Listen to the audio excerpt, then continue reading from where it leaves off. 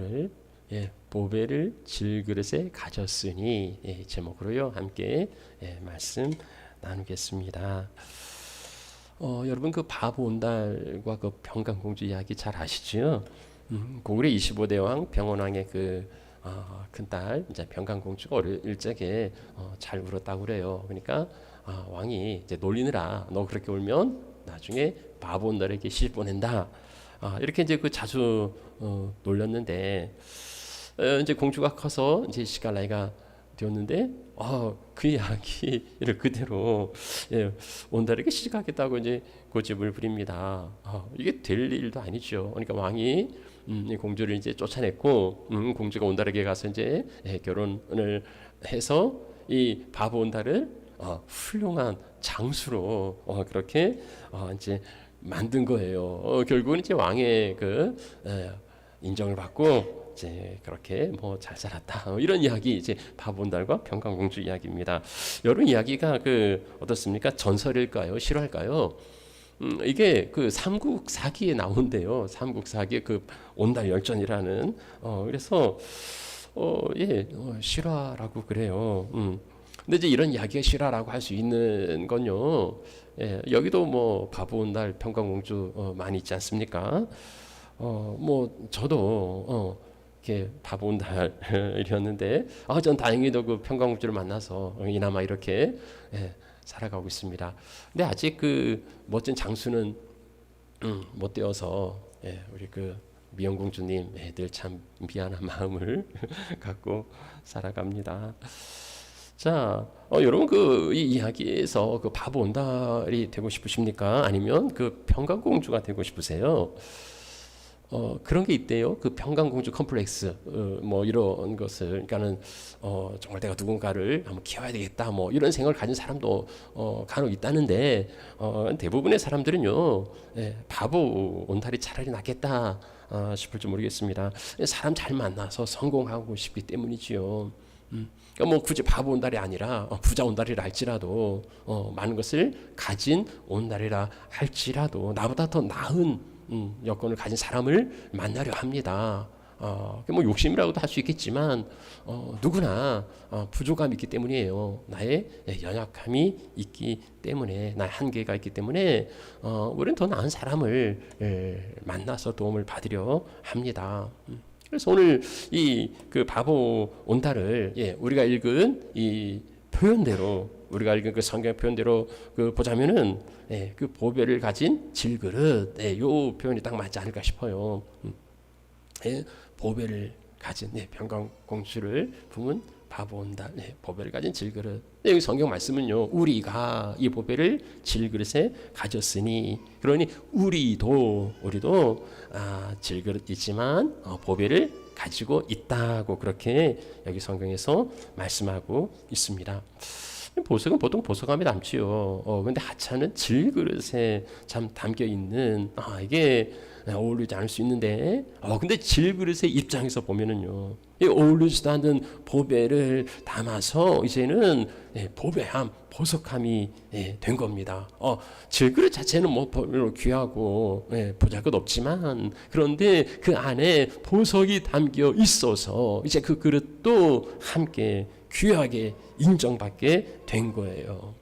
그래서 오늘 이 고린도후서 4장에 나오는 이 질그릇을 담은 보배, 아니죠, 보배를 담은 질그릇, 이 보배를 담은 질그릇에 이게 어떤 의미인지를 우리가 한번 함께 살펴보려고 합니다. 자, 오늘 본문에서 말씀하시는 것은요, 첫 번째로는 그 우리 인생이 이제 질그릇에 비유합니다. 인생은 질그릇과 같다고 말합니다. 질그릇은 뭐 요즘 세상에는 이제 찾아보기 어려워요.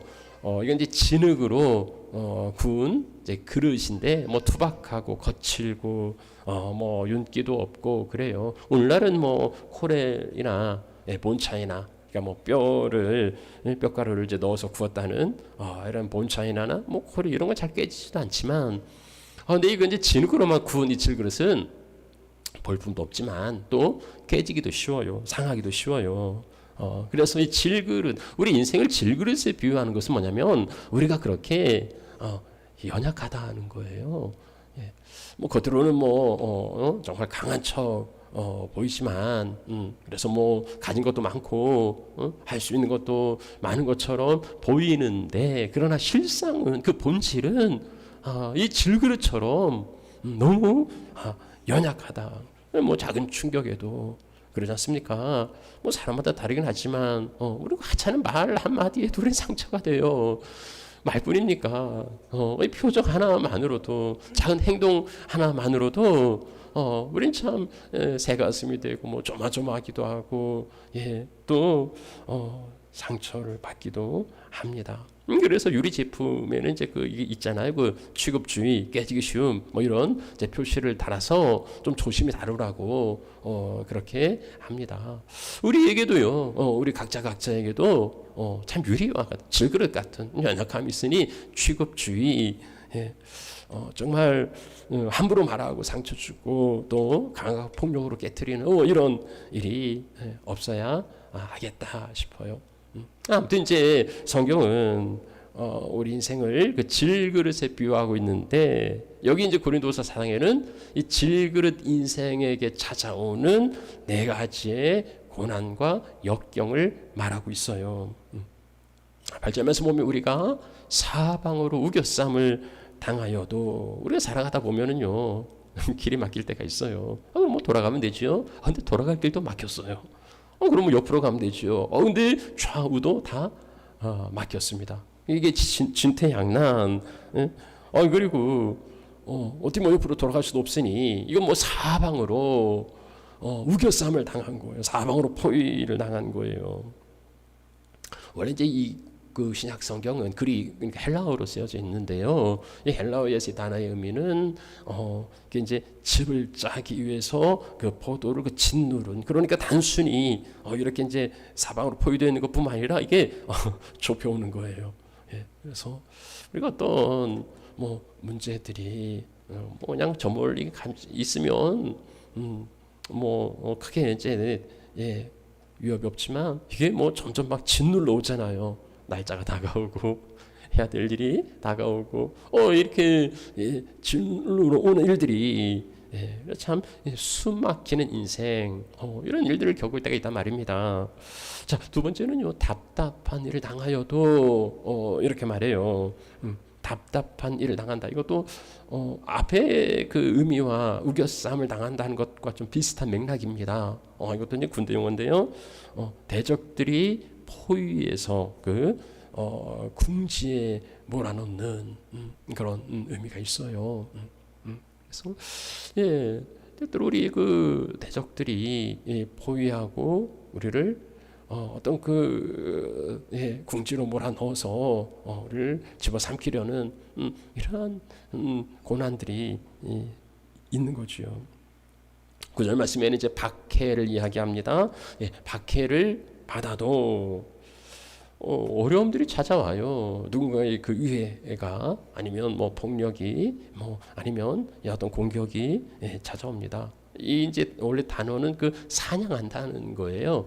그래서 마치 그 사냥감을 잡으려고, 이 박해라는 건요, 어떻게 보면은 좀 뭐랄까요, 어떤 이유가 없는, 뭐 정당한 이유가 없는, 까닭 없이 당하는 이런 이제 어려움들입니다. 물론 뭐 내가 잘못해서 이제 당한 어려움도 있지만, 근데 살다 보면 정말 까닭 없이 왜 이런 일을 당하는지, 왜 이런 일을 겪어야 하는지 잘 이해가 안 가는 일들도 종종 있습니다. 그러니까 이런 그 박해를 받기도 합니다. 우겨싸고 막 답답한 일 당하고 또 공격하고, 이게 한결같이 참 숨막히는 그러한 고난을 열거하고 있어요. 그래서 거꾸로뜨림을 당하여도 결국은 이제 패대기를 치는 거죠. 넉다운, KO를 당하는 것처럼 무너집니다. 나그네 인생, 질그릇 같은 인생을 살아갈 때에 뭐 이런 일들이 없는 사람들도 있어요. 뭐 질그릇뿐만 아니라 성경에 보면은 금그릇도 있고 은그릇도 있고 나무 그릇도 있습니다. 우리 인생도 질그릇 같은 인생만 있는 게 아니고 뭐 금그릇, 은그릇 같은 참 여기 이제 그릇이라기보다는 흙수저라고 이제 표현하죠. 뭐 금수저, 은수저, 이런 인생도 있습니다. 참 어떤 인생들이 참 너무 어렵고 힘들게 살아가요. 근데 또 어떤 인생들은요, 참 부족함 없이 곱디곱게 자라나서 티 없는 이런 사람들도 있습니다. 자, 그런데요. 뭐 지금까지는 그렇게 참 꽃길만 걸어오고 참 곱디곱게 자랐다 할지라도 그러면 앞으로의 인생도 그럴 수 있을까요? 우리가 정말 그렇게 축복하지요. 꽃길만 걸으라고 이제 그렇게 축복하지만 그 우리 소망이고 우리 기대고 사방으로 우겨쌈을 당하거나 답답한 일을 당하고 박해를 당하고 거꾸로 뜨림을 당할 일이 우리 앞에 없을까요? 우리 앞에 이런 일들이 다 면제되고 지워져 있을까요? 아니 뭐 제가 막담하는 건 아니고 누가 인생을 장담하느냐는 거예요. 누가 그럴 거라고 내 인생은 고속도로라고 내 인생은 꽃길만 펼쳐질 거라고 누가 그렇게 장담하거나 아니면 확신할 수 있겠느냐는 거죠. 여러분요, 지금 우리가 살아간 특별히 2025년을 살아가는 우리 시대의 시대를 한 단어로 이야기하자면 아마 불확실성이 아닐까 싶어요. 예측할 수가 없는 세상. 요 근래 더욱 그런 것 같아요. 이게 뭐 럭비공이 어디로 튈지 예측이 안 되는 겁니다. 이 국제 정세를 좌우하는 사람들이 뭐 우리도 그러지 않습니까? 우리 나라만 해도 뭐 그런 일이 일어날 거라고 누가 생각이나 했겠으며 또 지금 이 세계 정세를 만들어가는 사람들이 어떻게 할 거라는지 예측이 안 되니까 다들 불안한 겁니다. 근데 이게 그 사람 혼자만의 세상이 아니고 우리가 고스란히 그 영향을 다 받아요. 이제 뭐 내일입니까? 이제 투표가 있다지요. 이제 따라서 또 이 나라도 큰 정책이 막 이렇게 바뀔 거예요. 우리가 살아가는 세상은 불안전하고 모순되고 또 위험 요소들이 곳곳에 도사리고 있습니다. 피하여 간다고 가긴 하는데 누가요? 뭐 지뢰를 뭐 밟고 싶어서 밟아요? 그런 건 아니잖아요. 피한다고 피해 가는데 이게 지뢰를 밟아요. 함정에 빠져요. 덫에 걸려요. 가리지 않고 갑자기 찾아오는 이 재난 앞에 인생은 속수무책일 뿐입니다. 그래서요, 참 사방으로 우겨싸일 때도 있고 이게 참 답답한 뭐 방법이 없으니 답답한 거 아니에요. 답답하기도 하고 뭐 너무 공격적으로 막 박해를 해오기도 하고 그렇게 거꾸로 뛰림을 당하는 이런 일들 없어야 되지만 그런 이런 일들을 우리가 당할 수 있어요. 그래서 이제 사람들이 하는 게 이런 것을 대비하는 게 보험이죠. 이게요 그냥 보험이라는 건 적금이 아닙니다. 그건 내가 이렇게 한 걸 찾는 거 아니에요. 그 기간 지나고 그냥 싹 없어집니다. 그래서 참 아까운 거죠. 그런데요, 그럼에도요, 이 보험을 드는 건 뭡니까? 내가 뭔 일 있을 거야 이런 것이 아니고 뭐 그런 믿음이 있어서 믿음이 없어서가 아니라 그냥 우리 인생 자체가 연약하니까 우리 한계가 있으니까 그래서 이제 사람들이 그 일을 대비하는 이제 뭐 보험도 들고 그러는 거죠. 자, 그런데요, 인생의 역경을 이겨내고 빛나게 하는 게 이 보험이겠습니까? 이 대책이 보험밖에 없겠습니까? 오늘 여기 이제 성경은 우리에게 그 보험이 아니라 보물을 소개하고 있습니다. 그게 보배, 우리가 이 보배를 질그릇에 가졌다. 참된 보배가 있다고 말씀하는 거예요.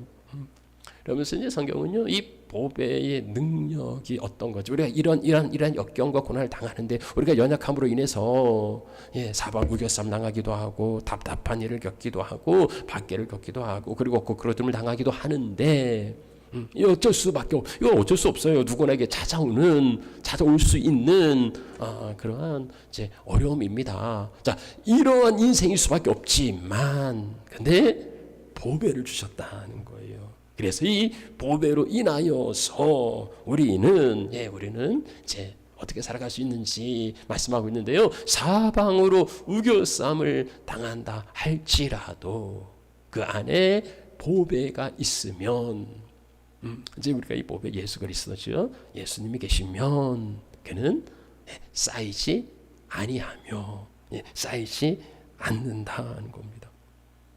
어떻게 해요?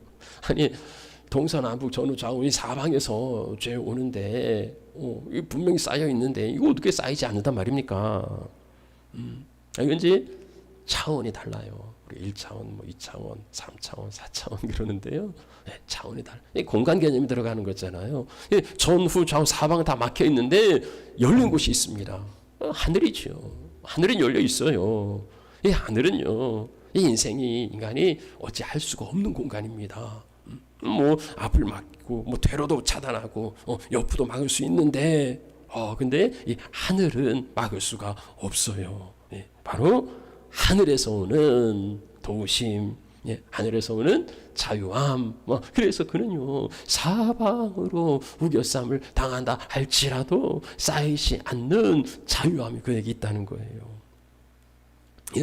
자, 보배를 담은 인생, 답답한 일을 당할 수 있지요.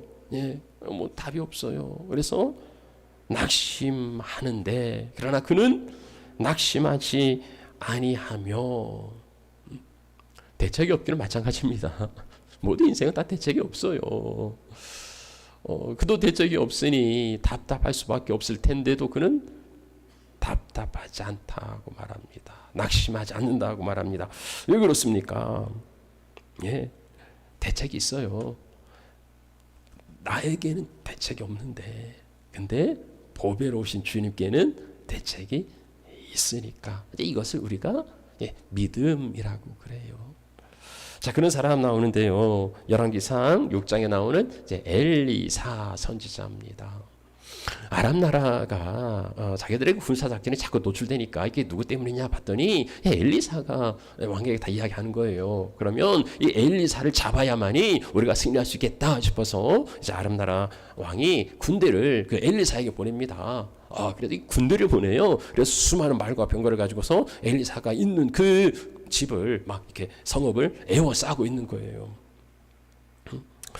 이것을 본 그 엘리사 그 선지자의 그 사환이 나가 보니까 이 병거와 말이 막 자기 이 동네를 다 포위하고 있으니 꼼짝없이 쟤는 죽은 거예요. 그러니 이 엘리사의 사환이 종이 낙심하여 이거 어떻게 해야 됩니까? 하고 선지자에게 묻습니다. 근데 선지자는요 뭐 눈 하나 깜빡하지 않아요. 왜 그렇습니까? 대책이 있어요. 두려워하지 말아라. 우리와 함께한 자는 저보다 더 많다.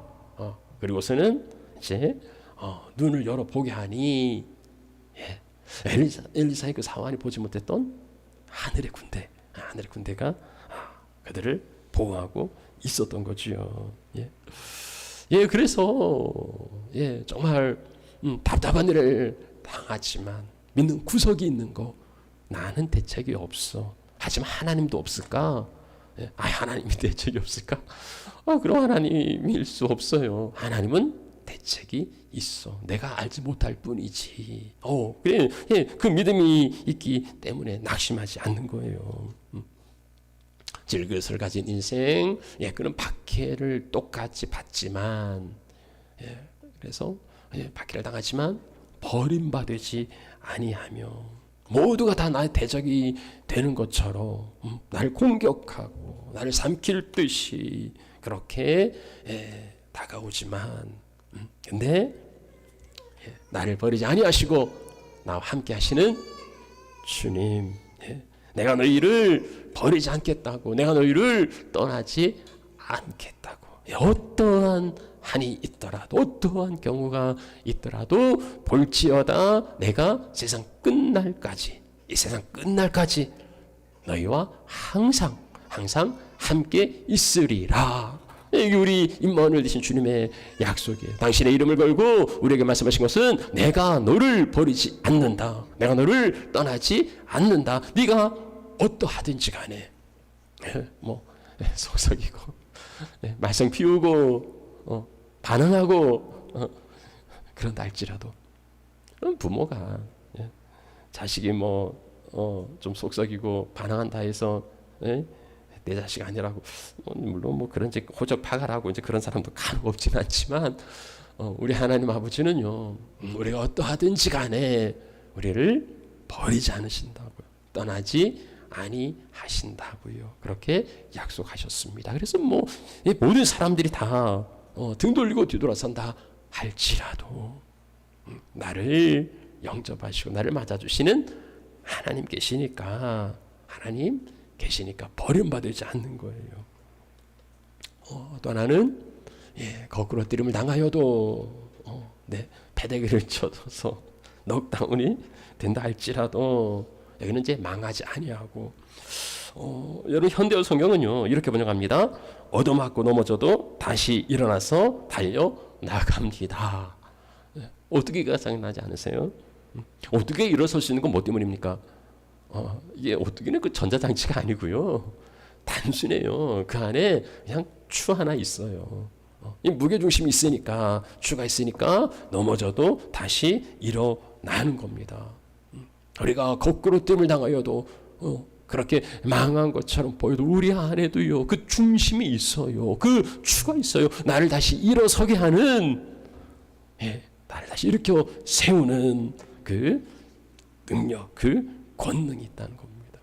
예수 그리스도 그분은 우리를 다시 일으켜 세우시고 다시 걸어갈 수 있는, 달려갈 수 있는 그 새 힘을, 능력을 부어 주십니다. 자, 그래서요 다르지 않아요. 똑같이 우리라고 강철 그릇도 아니고 노쇠 그릇도 아니고 무쇠 그릇도 아니고 우리도 똑같이 연약한 질그릇입니다. 모든 인생이 다 질그릇이지만 다른 건요 그 질그릇 안에 보물이 담겨 있어요. 그래서 다른 질그릇과는 다르다는 겁니다. 사방으로 우겨쌈을 당하여도 쌓이지 아니하고 그 자유함이 있어요. 답답한 일을 당하여도 낙심하지 않는 건 뭐냐면 대책이 있으니까. 내가 있는 게 아니고 하나님은 답이 있으니까. 박해를 당하여도요 때때로 공격당하고 역경 어려움 당하여도 그러나 버림받지 않아요. 우리는 홀로 있지 않을 거예요. 폭풍 속을 걸어가도 비바람을 걸어가도 홀로 있지 않을 거예요. 찬양 요즘 많이 하던데 맞아요. 주님이 나와 함께 하세요. 거꾸로 뜸을 당하여도 별수 없어요. 어려운 일 당하면 넘어질 수도 있고 자빠지기도 하고 넉다운 되기도 합니다. 그러나 주님이 우리를 다시 이렇게 세워주시고 다시 걸어갈 수 있는 힘을 주십니다. 자, 이런 자유함이 있는 인생 참 어떻습니까? 얼마나 좋을까? 그럼 우리가 이제 이 좋은 일에는요 정말 하고 이제 물어봐요. 과연 정말 그럴까? 과연 그럴까? 아니 어떻게 그럴 수 있을까? 나는 그런가? 이런 이제 질문을 던지게 되죠. 보물이신 예수 그리스도가 있는 인생, 참 이런 전천후 인생을 말씀하고 있는데 정말 그런가? 어떻게 그럴 수 있는가? 이제 바울은요, 자기가 이건 이제 자기 이야기를 이제 그렇게 하고 있는 건데요. 그럼 대단한 이제 사람이어서 그럴 수 있겠다 싶더라도, 근데 이제 바울이 그럼 어떻게 그럴 수 있는지를 이제 이 10절과 이제 11절에서 이제 말씀해주고 있습니다. 어떻게 그 자유함을 누릴 수 있을까? 10절 말씀 이렇게 말하고 있어요. 우리 10절 말씀을 이건 우리에게 주시는 이게 이제 키 센텐스죠. 키워드인데 우리 10절 말씀을 한번 같이 읽어보죠. 자, 우리가 항상 예수의 죽음을 몸에 짊어짐은 예수의 생명이 또한 우리 몸에 나타나게 하려 함이라. 읽으셨으니까 이게 무슨 말인지 어떻게 좀 이해가 좀 되십니까? 우리가 예수 죽음을 몸에 짊어진대요. 그 까닭은 예수의 생명이 우리 몸에 나타나게 하려 함이라. 이게 뭔 이야기입니까? 아니 왜 뭐 예수 죽음을 왜 짊어져요? 그러면 또 생명이 나타난다. 이게 참 이제 잘 이해가 안 될 수 있어요. 이제 그러면 여러분 이제 그 다른 번역본을 보시면 돼요. 좀 쉽게 번역한 쉬운 성경이나 뭐 우리말 성경, 뭐 표준세 번역, 뭐 현대어 성경, 공독본 이런 거 이제 쭉 찾아보면은 다 제각기 그러니까 원문 하나인데 이것을 이제 여러 가지 어떤 관점에서 해석한, 그러니까 어긋난 건 아닙니다. 그러니까 다 그것을 해석하는 건데 다양하게 보면 더 이해하실 수가 있어요. 뭐 영어 성경 번역도 한 20개, 30개 하지만 많거든요. 그냥 이제 단순하게 이해해 보죠. 예수의 죽음이 뭡니까? 예수님 어떻게 죽으셨습니까? 예수님은 온 인류의 죄를 대신해서 십자가에 죽으셨습니다. 그러니까 예수의 죽음은 뭐 십자가 그렇게 볼 수도 있겠지요. 우리가 예수의 죽음, 날 위하여 대신 죽으신 예수의 죽음, 그 십자가를 우리 몸에 짊어지는 것은 이것이 우리가 그냥 단순하게 성경 말한 대로 십자가를 지라, 누구든지 십자가를 지고 나를 쫓으라 하셨지요. 그러니까 십자가를 지는 삶, 바울의 표현대로 말하면 십자가에 못 박히는 삶, 이렇게 말할 수 있을 겁니다. 아니, 사람들은 뭐 이러한 그 십자가 고난 이런 거 다 피하는데 우리는 십자가를 지라고, 십자가에 못 박히라고 그렇게 말씀하고 있거든요. 왜 그렇습니까? 예수의 십자가는요 그렇게 비극으로 끝났습니까? 그렇게 예수가 십자가에 못 박혀서 무덤 속에 갇혀서 그냥 그렇게 사라져 버렸느냐고요? 아니지요. 죽음으로 끝난 것처럼 보였어요. 적어도 그날은, 그 다음 날은. 그날과 그 다음 날은 그렇게 예수가 십자가의 죽음으로 끝난 것처럼 보였는데, 그러나 셋째 날 사흘 만에 주님은 그 무덤에서 부활하셨어요. 영원한 생명으로 그 죽음을 이기시고 영원한 부활하심으로 승리하셨단 말입니다. 그래서요 기독교 심볼이 십자가의 까닭은요 그게 저주와 실패와 패배와 죽음을 의미하는 게 아니잖아요. 우리가 이 십자가를 자랑스럽게 내세우는 거, 다들 목에도 걸고 귀에도 걸고 차에도 걸고 이 십자가를 자랑하는 까닭은 이 십자가가 죽음으로 끝난 게 아니고 이 죽음을 통하여서 부활로, 생명으로 다시 나타났다는 겁니다. 그래서 십자가는요 저주의 형틀이 아니고 대속의 사랑이고 부활의 생명인 거예요. 승리의 심볼이에요.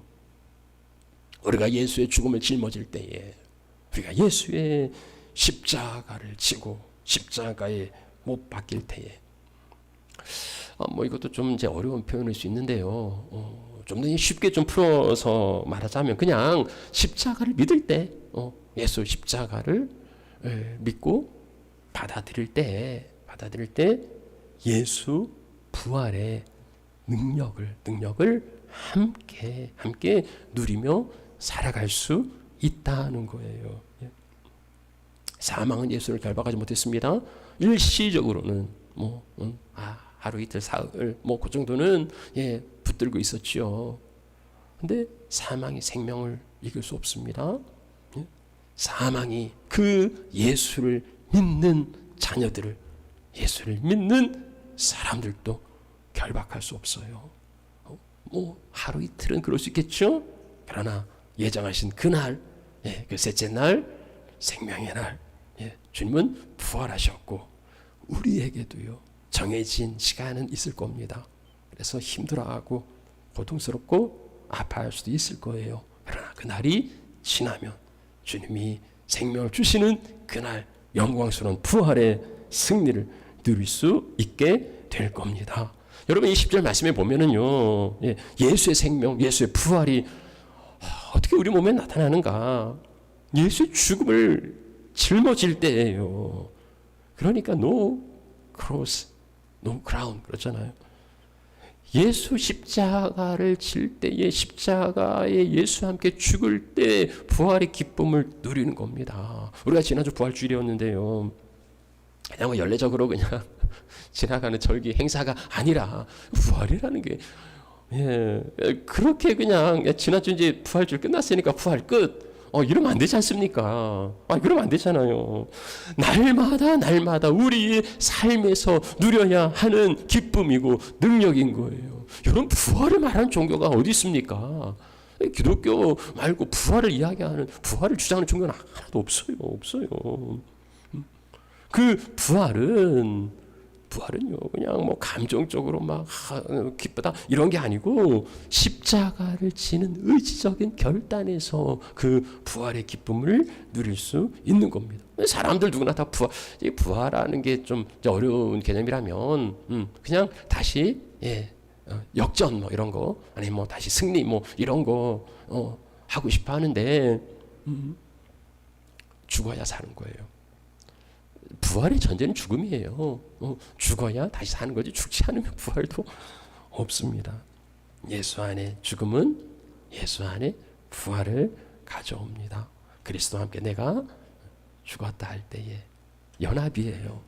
그럴 때 예수의 생명이 내 안에서 부활의 능력으로 나타나게 될 것을 우리는 믿습니다.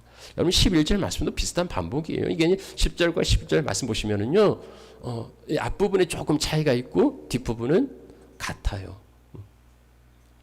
10절은 우리가 예수의 죽음을 짊어짐은 이렇게 어떻게 보면은 어떤 그 개인의 의지적 결단이라고 볼 수 있는데 11절 말씀은 뭐냐면 우리 살아있는 자가 항상 예수를 위하여 죽음에 넘겨짐은 그러니까 11절은 이건 자발적인 게 아니고 그 피동적인 의미가 있어요.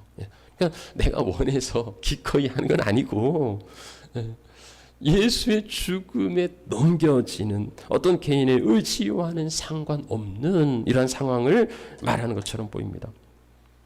우리가 이 세상 살아가면서 원하지 않지만 역경과 고난에 넘겨지는 그런 것을 당할 때가 있습니다. 잘 믿는다고 하는데 하나님을 신실히 믿는다고 하는데 이게 잘 되지 않아요. 순탄치가 않아요. 일도 잘 안 풀리고 참 하는 일마다 안 되는 고난과 역경이 찾아오기도 합니다. 참 그럼 뭐 정말 힘들죠. 참 절망에 빠지기도 합니다. 하나님이 왜 그러실까? 하나님 왜 그러세요? 하나님 왜 나한테 왜 그러시냐고요. 뭐 그렇게 이제 투정도 부리는데 까닭이 있어요. 여기 이제 10절과 11절 말씀에 보면은요 그렇게 하시는 까닭이 있어요.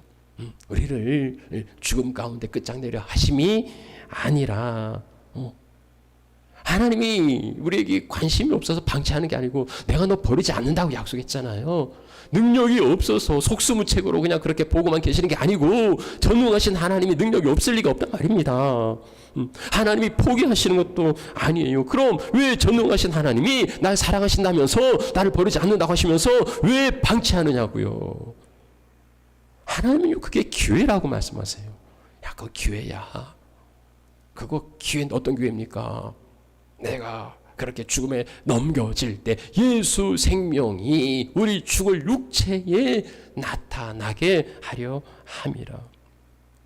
예수의 생명 부활이 나타날 수 있는 기회, 타이밍, 그 시간이라는 거예요. 우리는 참 너무 힘들고 어렵게 고난을 당하기도 하는데요. 어려움을 겪기도 하는데요. 그때 주님 그것을 통하여서 예수의 생명을 우리에게 드러내려 하십니다. 그래서 그리스도인의 역경과 고난은 예수의 부활의 생명을 증거할 수 있는 그러한 기회가 되는 거예요. 기독교는 부활의 종교입니다. 부활의 진리는 오직 복음 안에만 있습니다. 우리의 믿음은요, 나는 부활이요 생명이니 부활이요 생명 되신 예수 그리스도를 믿는 것이 우리의 믿음이에요. 그런데 그 부활은 내가 부활하는 거 아니고 내가 무슨 능력이 있어서 내가 부활합니까? 내 스스로 부활하는 거 아닙니다. 내가 어렵고 힘들 때 내가 부활한 그게 아니고요. 예, 우리는 예수의 죽음을 몸에 짊어지고 때로는 원치 않는 역경과 고난을 당하지만 그런 믿음의 사람들, 보배를 가지고 예수 그리스도를 믿는 믿음의 사람들에게 부활의 생명, 부활의 능력을 나타나게 하여 주실 것입니다. 그래서 우리가 믿는 것은요, 부활이요 생명 되신 예수 그리스도입니다. 예수 그리스도를 믿을 때에 우리의 삶에도 예수 부활의 능력이 나타나게 될 줄 믿습니다. 그 능력으로 예, 승리하시는 우리 하나님의 자녀들이 되시면 예, 좋겠습니다. 말씀을 한번 이제 정리하고 마무리하죠. 질그릇 같은 인생뿐 아니라 뭐 금그릇, 은그릇 다 있다는데요. 근데 보세요, 그릇은 그 자체가 중요한 게 아니에요. 그릇은 뭔가를 담기 위해서 만들어진 거지 그냥 있는 거 아닙니다. 그러니까 뭐 금그릇, 은그릇 하지만 그러나 그 금그릇에 여러분 금그릇에 뭐 개밥을 담으면 개밥 그릇이고 뭐 쓰레기 담으면 쓰레기통이에요. 근데 질그릇 같이 연약하고 볼품 없지만 거기에 보배를 담으니 이게 보석함이 되는 겁니다. 이게 보배함이 되는 거예요. 바로 우리가 그렇다 합니다. 우리가 참 겉으로 볼 때는 질그릇 같은 인생이지만 예수 그리스도가 우리 안에 계시니 우리가 존귀한 인생이 되는 거예요. 뭐 존귀하다 하더라도 세상 사람들 당하는 건 똑같이 다 당합니다.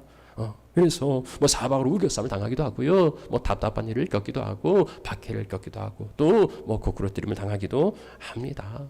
그러면 너무나 힘들고 너무 어렵고 참 그렇지요. 자, 그럼에도요 우리가 이것을 이겨 나갈 수 있는 거, 면제가 아니라 승리할 수 있는 거 우리 안에 예수 그리스도가 계시기 때문입니다. 그래서요 뭐 사방의 전후좌우 어디를 봐도 길이 없을 때 하늘을 바라보시면 거기 하늘로 향하여 열린 길이 있어요. 하나님은 우리 길을 만드시는 분입니다. 사막에 강을 내시는 분이에요. 그 하나님 의지할 때에 하나님이 주신 자유함을 누릴 수 있을 겁니다. 머리를 싸매는 답답함이 있어도요 참 답이 없어요. 어떻게 할지를 몰라요. 그래도 태평할 수 있는 건 나는 답이 없어도 내 하나님 답이 있을 거야. 내 하나님 나를 인도하신다고, 내가 헤쳐가는 인생이 아니라 내 하나님 나를 이끌어 가신다고 하시니까 하나님은 답이 있을 거니까 걱정하지 않아요. 박해를 당해도요 세상 사람들 다 떠나고 등 돌리고 한 사람 두 사람 그렇게 등 돌리고 떠나면 얼마나 마음이 쓰리고 아픕니까? 근데 주님은 함께 하신다고요. 내가 너와 함께 할 거야. 네가 어떠하든지 간에 끝날까지 내가 함께 할 거야.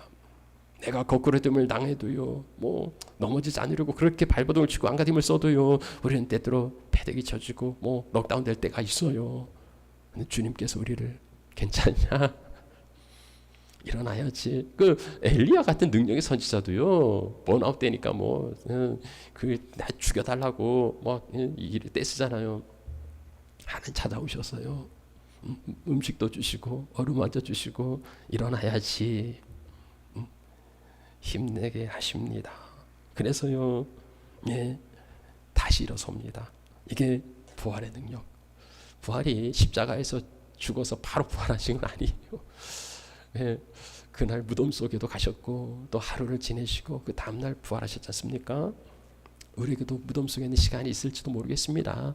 그러나 그 시간은 부활을 기대하고 약속하는 시간입니다. 그게 십자가의 능력이에요. 우리에게 고통을 허락하시는 것은 능력의 힘이 큰 것이 나에게 있지 않고 하나님께 있음을 알게 하시려고, 그래서 하나님을 더욱 의지하게 하시려고. 그래서요 어둠 가운데 빛이 빛나듯이 고난 가운데도 하나님의 은혜가 더할 겁니다. 상황을 바라보고 세상을 바라보면 낙심하고 절망할 수도 있겠지만은 주님의 은혜를 바라보시면 그 은혜로 인하여서 어려움의 시간을 넉넉히 이겨 나갈 수 있을 겁니다. 그래서 질그릇을 자랑하는 인생이 아니라 그 안에 담긴 보배를 자랑하고 그 보배이신 예수 그리스도로 인하여서 넉넉히 승리하며 살아가시는 하나님의 자녀들이 되시기를 축복합니다. 축원합니다.